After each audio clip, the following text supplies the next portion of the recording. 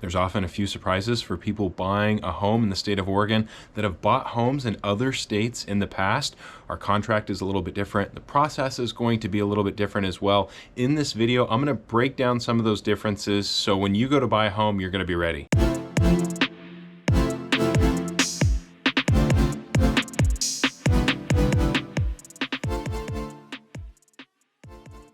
All right, the first difference that you're going to find that might be different than the state that you're coming from, the seller's property disclosure.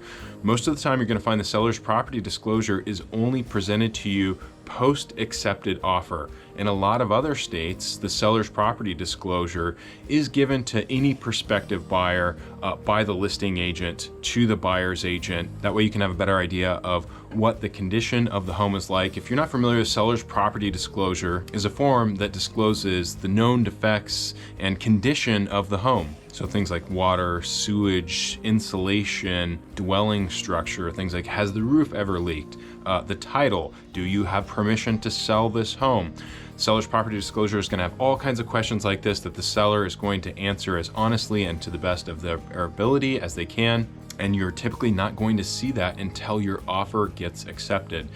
In the state of Oregon, the seller's property disclosure is part of one of the many contingencies in our contract.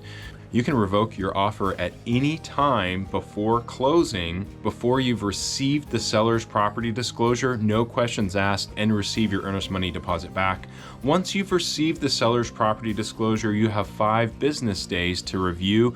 And if you want to reject at that time and revoke your offer, you can provide a written statement to the seller and get out of contract and get your earnest money back. Now, sometimes you will see the seller's property disclosure provided to you up front. And it's usually going to be a case where there might be some sort of major defect with the property where the seller just wants to be really upfront, really transparent about things, don't want to go under contract, deposit your earnest money, and then get something on the seller's property disclosure that the seller probably knows that a lot of buyers are going to reject. So if there's something big, oftentimes it's best for both parties, including the seller, to be upfront about it and to provide that seller's property disclosure. But that's few and far between. Most of the time, you're not going to see the seller's property disclosure until you go under contract. The next big surprise that might be a little bit more common in other states is that the buyer will pay for and do their own inspection. In some states, the seller is going to do the inspection.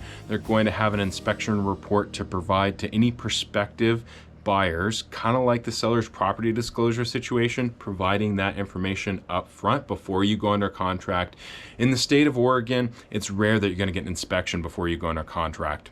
So this does also kind of change our process a little bit as well. The inspection period is also one of the contingencies of our contract. A typical inspection period is 10 days. In the more competitive buyer's market that we've seen in the past few years, where it's really a seller's market and the seller has the leverage, a little bit more common to see 7 days. Sometimes you see as low as 5 days, usually not lower than that. Usually 7 is fine though. So once you go under contract, you have 7 business days to get an inspector in there to inspect the property, to get you some results, and then to potentially negotiate any repairs with the seller. Now that inspection report is going to be confidential. That information is only privy to the person that paid for the inspection, which is the buyer.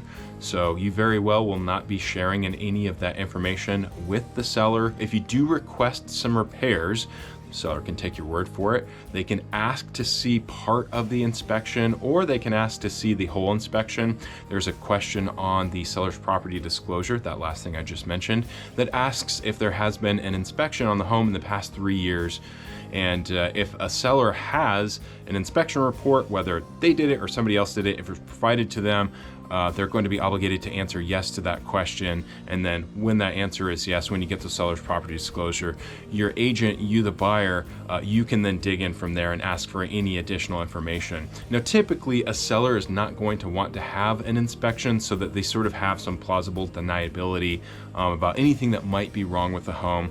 We all have things that are wrong with our homes that we're living in, even new construction. Any inspector is going to tell you that no home is perfect. Every home has some sort of flaw or defect or needs some sort of repair. And oftentimes a seller might not be aware of what these repairs might be. Might be something in the foundation, electrical, plumbing, something that they don't encounter in their day-to-day or just isn't evident, to the naked eye. And so oftentimes sellers would simply prefer not to know. So you may never share your inspection with the seller. That all information will just be for you, the buyer, and you can decide what you want to do with that information. Now the buyer does choose the inspector. We have lots of inspectors for you to choose from, so we can suggest someone for you. Typically, we're talking to our inspectors anytime that we write an offer, kind of prepping them for when we might expect an offer to get accepted and to get them in there at the earliest possible convenience. We do work on weekends. We have inspectors that work on weekends too. Not all inspectors do, so sometimes end up doing inspections on the weekend. And these inspections typically cost anywhere from $500 to $1,000, depends on the age of the home and the size of the home. And then you might have a few other add-ons, mainly being a sewer scope and a radon test. Sewer scope is a way for the inspector to access your sewer and to take a look down there and see if there are any problems. As you can see in this graphic right here, this kind of gives you an idea where the cutoff is going to be for where the homeowner is responsible and where the city is responsible. Now these problems, if you do encounter a problem, they can be very expensive. So having a sewer scope is something that we always recommend. And then we do also always recommend doing a radon test. You might not be familiar with radon. It's all over. You can find it anywhere. It's more common or less common in some places than others. So for that reason, some people don't very commonly test for it. Sometimes occasionally you'll get a realtor that maybe isn't super familiar with it. We've definitely encountered it a lot. Realtors that were asking us why we were asking for a radon test because they didn't have any experience with it. We actually had 3 properties, not last month, but the month before, that came up with higher than acceptable levels of radon. And in all 3 cases, those were resolved and the seller agreed to mitigate the radon. In one case, we represented the seller. The other 2 cases, we represented the buyer. So it's not common, but it's not totally uncommon to find this as well. And if you don't know, radon is a gas, causes a lot of health problems. It is the number 2 leading cause of lung cancer in the United States. You can probably guess the number 1 cause. And we've all got radon in our homes. The big problem with this is some homes, some places are gonna have more radon than others. And once it gets trapped and it gets to certain levels, then it becomes a health hazard. It's more common in homes that have crawl spaces or basements or kind of multi-tiered levels where it can like build up because the gas is coming up out of the ground. So if you have a crawl space or a basement, your house is going to be more susceptible to it. And if you do find a property that does come up high with the radon, typically about $2,000 or $3,000 to fix. Depends on the size of the area, like the crawl space or the basement that you're trying to remove those gases from. And then once you've gone through your inspection period, it's not uncommon to find something that you didn't expect or isn't really acceptable to you, maybe something that's a health or a safety hazard, and you're going to ask, they don't have to do it, but you're going to ask the seller to repair those things. And if they don't want to, that contingency, the inspection period, is one of the contingencies, such as the seller's property disclosure, where you can revoke your offer and get your earnest money back. And quite frankly, like I said, no house is perfect. You're gonna find stuff on the inspection every single time, whether it's big or small or both. And so the buyers kind of always have that in their back pocket. If you're still within that contingency period of the inspection, you can always walk away from the deal and just simply cite you didn't like what you saw in the inspection report. Don't even have to put specifically what it is. So to recap, you won't be provided, typically, very rare, sometimes you do, but you won't be provided with an inspection report by the seller. You'll be doing that on your own, and that will be a contingency of the contract. Us as the buyer's agents for you, like I said, we have inspectors that we can suggest to you, and we walk you through that entire process. We'll be there at the inspection as well. We're always there at the inspection. Occasionally we have buyers that are buying from out of town that aren't actually there, that are buying sight unseen. We usually do a Zoom call in that case with you, in which you'll do a Zoom with the inspector post-inspection with a little recap, and then you'll get a report and you can speak to them later and really ask them as many questions later after you review that report. So the inspection process is a really big part of the contract, really important part of the contract. And you definitely need a realtor that's experienced and know how these things work to walk you through all this. Now, if you're somebody that's thinking about taking the next steps and moving to the state of Oregon as licensed brokers, as much as we like making these videos, we'd love to help you move here. So you can call us, text us, email us. You can click the link below in the description of this video if you want to get into our calendar and schedule a Zoom call with us. And if you want to see more videos like this about what it's like to live and move to Oregon, make sure and hit the subscribe button and tap that little bell. That way you'll be notified every time we drop a new video, which is twice a week. And that takes me into the final thing. So there is no pre-close walkthrough written into our contracts in the state of Oregon. You can make that request, you can put it into the contract under additional provisions. Many states it is written into and just simply part of the contract. Now, there are a couple small exceptions, one being new builds. If it's new construction, you are going to do a walkthrough with the builder pre-close, and that walkthrough is going to look like you walking through the property and pointing out anything that you think is wrong with the property. A little bit different than the walkthrough that you might do on a resale. Walkthrough in a resale is just to make sure everything is still there and everything is, the way they said it was supposed to be. It was the same way that you saw the house when it was showed.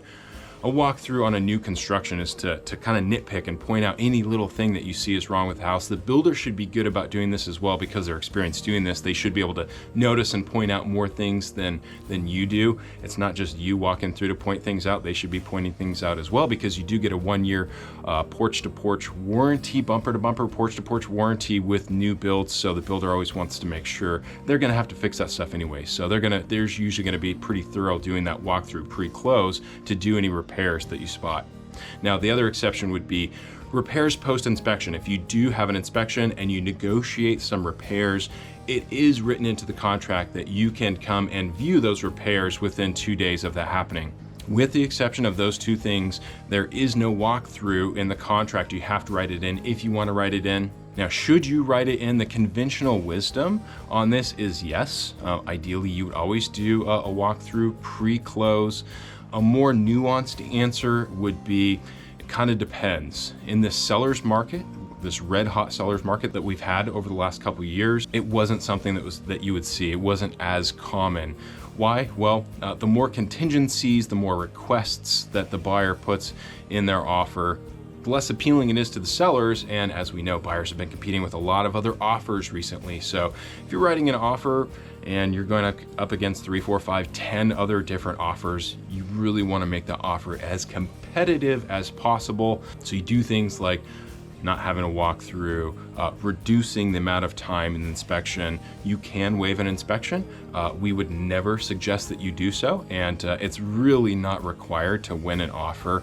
It's not something that people are typically doing, so it's not something a seller is ever going to expect. And in fact, if you did waive your inspection, and that's something that the seller was looking for to get an offer accepted, that would be a little bit of a red flag. But not having a walkthrough is pretty common lately. Anecdotally, it doesn't cause a problem for too many people. Now, obviously, there's been horror stories. You show up after closing and the property's a lot different than it was. Maybe they took something they weren't supposed to, left things that they weren't supposed to leave. Maybe there's water in the basement or something catastrophic, something terrible, like worst nightmare scenario. So that's why it's kind of the conventional wisdom if you can write that into the contract to walk the property before you close, but it hasn't been typical. So again, a more nuanced answer would be ask us at the time for the property. It'll be kind of a case by case, and we'll go over strategy with you. There's a lot of strategy in writing a contract and winning an offer. And so the nuanced answer would be it should vary depending on property to property and given the market conditions. One thing I will say about real estate contracts, we have those contracts for a reason. We have agreements and both parties agreeing to certain things for a reason. Doesn't always mean that people follow the contract. Doesn't always mean that people do what they're supposed to do. And unfortunately, if you ever get in a situation where you have to get legal involved, definitely going to be one of those situations where the vast majority of the time, the only winners are going to be the attorneys. So ideally, you never get into that type of situation. The best way to avoid these things happening with sort of surprises is communication. Having great communication between the listing agent, and in this case would be myself, the buyer's agent, so that all parties are on the same page. Now, as a buyer's agent, can't always make the other side play ball. Most of the better realtors typically are good communicators. Technically, realtors are salespeople, and as a salesperson, you should be a pretty good communicator, but that's not always the case. Some realtors only like to communicate via email and contracts and legal contracts and text messages. Some like to talk, some like to talk it out. We prefer to talk, we prefer to have more communication. As you might imagine, we're making these videos, we're very open, honest, transparent, we're out there. And that's always the best way to avoid any kind of conflicts or unexpected surprises towards the end of the transactions, to have two realtors that are working hand in hand and everything is very forthcoming, transparent. Interests towards closing are aligned and everything is very cordial. So those are the three big things that we often hear from people from other states that have bought homes in the past, that it's a little bit different buying in the state of Oregon. If you're ready to take those next steps, if you have questions about buying a home in the state of Oregon, you can call, text, email, or click the link below if you want to schedule a Zoom with us. And if you've made it this far to the video, if this video helped you out, give us a like. Even better yet, give us a subscribe. That helps us to beat the algorithm and rank at the top and helps us to keep these videos going. So if this was helpful, give us a like and a subscribe, and feel free to comment too. If you have a question, if you want to comment, you can shoot us an email, you can comment on this video below, and we'll respond. Until next time, take care everyone.